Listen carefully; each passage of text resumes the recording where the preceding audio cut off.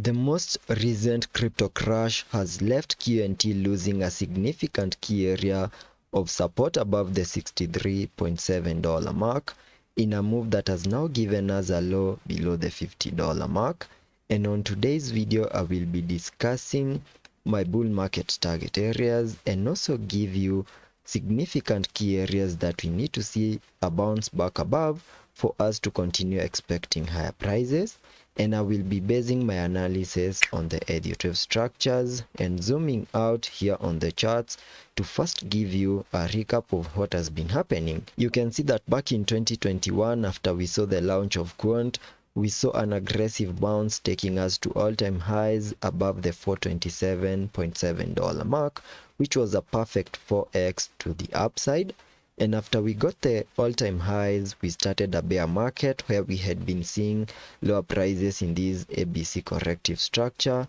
in a move that gave us a bear market low below the $40. And afterwards, we continued to obey the Elliot structures, where here on the charts you can see that I have this Elliot structure in blue, where we first peaked in a 5-wave structure, giving us a high above the $228.9 in a move that completed the formation of this larger Elliott count 1.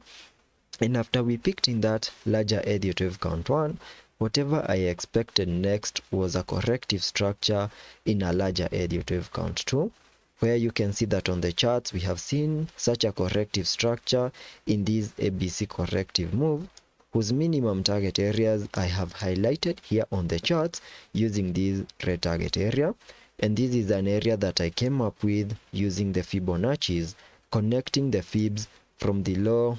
that is from the bear market low, to the high above the $229, giving me a minimum pullback target area between the fib level 0.5 and the fib level 0.618, which is an area that we fully maximized.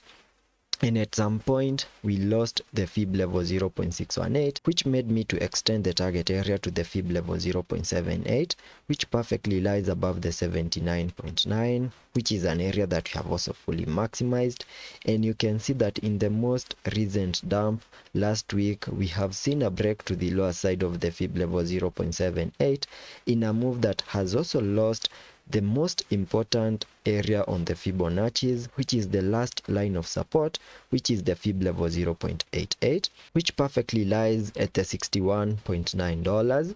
And at the time of this recording, we are still holding below that significant area here on the Fibonacci's. And as a result of that, there are high chances that we could see an invalidation of this Elliott structure that I have right here on the charts. And as a result of that, there are two possible scenarios that I'm expecting for the next coming days. And the first one is that we can easily see a bounce back from the current prices, break above significant key areas of resistances, and for that move to play out, we need to see impulsive movements here on the charts in what could be the start of an impulsive wave in this larger Elliott wave count 3. And if that is the case, then using the trend-based Fibonacci, connecting it from the bear market lows to the high of that Elliott wave count 1, then dragging the fibs to the most recent lows, we can get a minimum target area for that Elliott wave count 3 at the fib level 1.618, which perfectly lies above the $353.9. So in case we get a massive bounce over here, breaking above significant key areas of resistances, we can easily see a break back above the $353.9 in the next coming months. And if that is the case, that will be a perfect 7x to the upside. Then we can expect an Elliott wave count 4 and even an Elliott wave count 5 taking us even higher. So there are chances that we could still manage to catch a 10x here on the QNT chart. The alternative scenario is that since we have lost the fib level 0.88, there are chances that we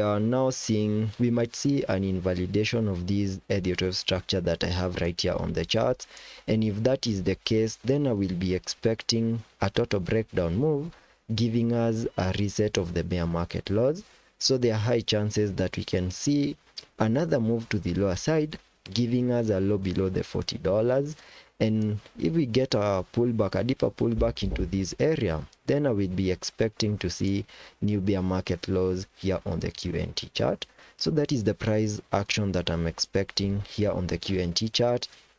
Continue paying attention to those significant key areas, since in case we don't see a bounce back above those areas, there are high chances of seeing new bear market lows here on the QNT chart. That's all for this video, and I hope to catch you on the next one.